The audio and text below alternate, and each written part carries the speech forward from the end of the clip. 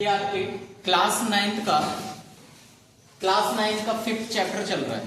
ये आपका जो यूनिट है काफी इंपॉर्टेंट है और काफी बड़ा भी है।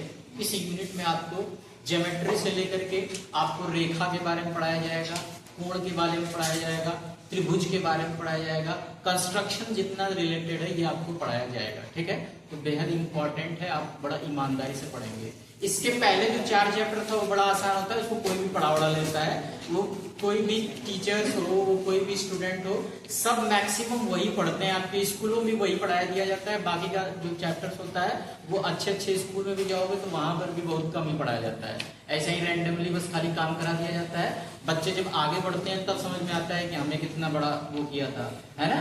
तो ये सबसे बड़ा जो काम है वो शिक्षक का कर्तव्य बनता है कि हर शिक्षक को चाहिए कि वह पूरा का पूरा सिलेबस मर्जी करके किसी तरीके से पढ़ाए। क्लास 9th हो, क्लास 10th हो, क्लास 11th हो, क्लास 12th हो, क्योंकि आपके सहारे पूरे बच्चे टिके हुए हैं। इस वजह से आपका कर्तव्य बनता है, हर शिक्षकों का कर्तव्य यही बनता है कि बच्चों को कुछ भी कर करके पूरा का पूरा पढ़ाने की कोशिश करें। तो ये आपका क्लास 9th का 5th चैप्टर चल रहा है जिसका नाम है यूक्लिड की ज्यामिति का परिचय। यूक्लिड का ज्यामिति का परिचय। सबसे पहले हम ज्यामिति का जो सबसे बच्चा पार्ट्स है यही ज्यामिति के बारे में परिकल्पना करेंगे।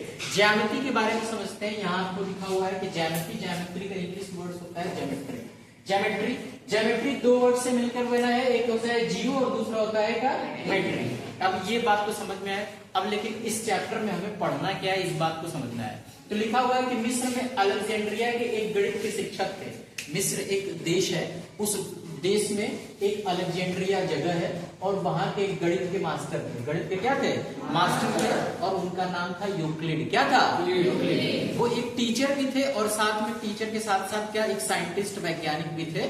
उन्होंने क्या किया कि रिसर्च कर रहे थे इस फील्ड में, ज्यामिति से रिलेटेड रिसर्च कर रहे थे। अब रिसर्च करते करते उन्होंने ये देखा कि कुछ परिभाषाएं दी।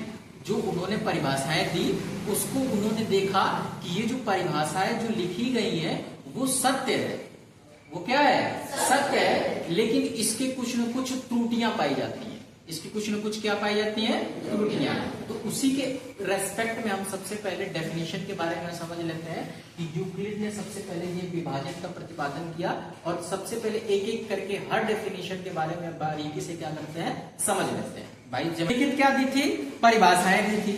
अब परिभाषाएं इन्होंने दिया कि सबसे पहले एक बिंदु के बारे में निष्कर्ष निकाला, यानी पॉइंट के बारे में निष्कर्ष निकाला कि बिंदु होता क्या है। यहां पे लिखा हुआ है कि एक बिंदु वह है, एक बिंदु यानी पॉइंट वह है जिसका कोई भाग नहीं होता है। पॉइंट है, उसका कोई दूसरा पार्ट से नहीं होता है, उसी को क्या बोलते हैं? बिंदु। एक बिंदु है, इसका कोई दूसरा भाग नहीं होता है, उसी को बोलते हैं क्या? बिंदु। दूसरा डेफिनेशन आपको दिख रहा है कि लाइन क्या होता है? लाइन यानी रेखा। एक रेखा चौड़ाई रहित, चौड़ाई भी होती है उसकी और क्या होती है? लंबाई भी होती है। कोई भी रेखा है जिसकी लंबाई और चौड़ाई है वही क्या कहलाता है? रेखा। जैसे इस प्रकार की ये लंबाई है और इसकी ये क्या है? चौड़ाई है। तो ये आपकी क्या कहलाई? रेखा। तीसरा पॉइंट है कि बिंदु क्या होता है? एक रेखा के सिरे बिंदु होते हैं। कोई रेखा अगर ड्रॉ की जाती है तो इसका एक स्टार्टिंग पॉइंट होगा और एक एंडिंग पॉइंट होगा, उसी को बोलते हैं क्या? पॉइंट, या फिर क्या बोलते हैं? बिंदु। आगे दिख रहा है कि एक सीधी रेखा ऐसी रेखा है जो स्वयं पर बिंदुओं के साथ सपाट रूप से स्थित होता है।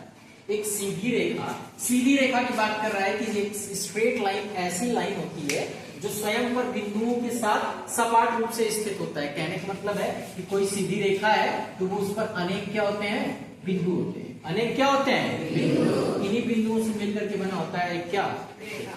ठीक, यही कहना चाह रहा है।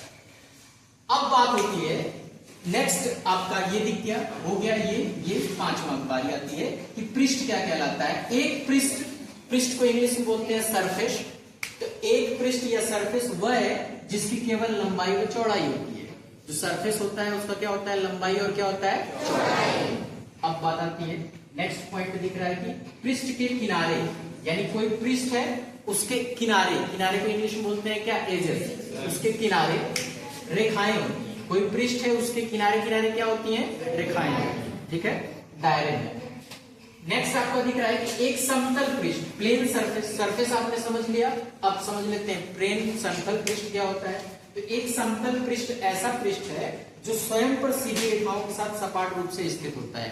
कोई समतल पृष्ठ ऐसा पृष्ठ है जो सीधी रेखा के साथ पॉइंट पॉइंट पर क्या होता है, एक रेखा ड्रॉ की जाती है, यही आपका प्लेन सरफेस कहलाता है।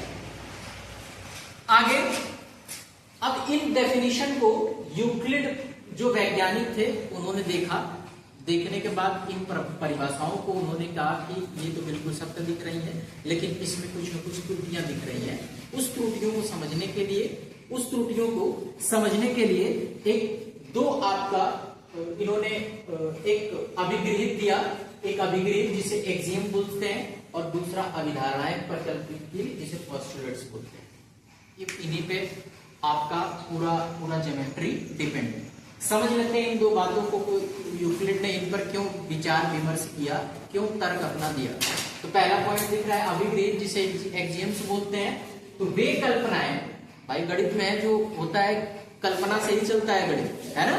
तो लिखा है कि वे कल्पनाएं थी जिन्हें निरंतर गणित में प्रयोग किया गया और जिनका केवल ज्यामिति से ही विशेष रूप से संबंध नहीं था। यानी जो भी डेफिनेशंस आपका प्रयोग किया गया आपके गणित विषय में या फिर कहीं पर भी आपका जितना भी आपका डेफिनेशन सबका सब प्रयोग किया गया, उसका कोई न कोई क्या था, जिनका केवल ज्यामिति से ही कोई संबंध नहीं था, उनका कोई ज्योमेट्री से ही संबंध नहीं था, उनसे हम बहुत कुछ कर सकते थे। ठीक है, आइए आपको सिर्फ ज्योमेट्री में ही पढ़ाया जाता है, इसका मतलब ये नहीं कि सिर्फ इससे आप ज्योमेट्री ही सीखेंगे।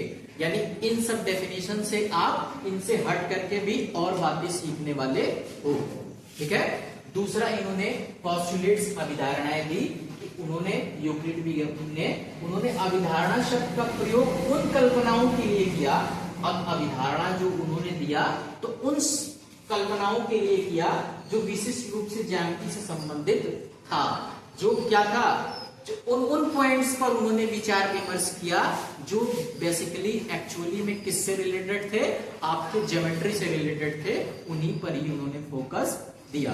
कुल मिला कहने का मतलब है कि आपके इस चैप्टर में आपको वो सब चीज पढ़ना है जो ज्योमेट्री से वास्ता सिर्फ नहीं है, आपके दैनिक जीवन से भी उसका वास्ता होने वाला है। तो इस चैप्टर को आप लोग ईमानदारी से ढंग से पढ़ेंगे, तभी आपको कुछ न कुछ आपका जो सेंसिटिवनेस होता है वो सेंसिटिवनेस मतलब होता है आपके दिमाग की समझदारी, आपकी परिपक्वता, आपकी समझदारी ही आपकी क्या है, पहचान है।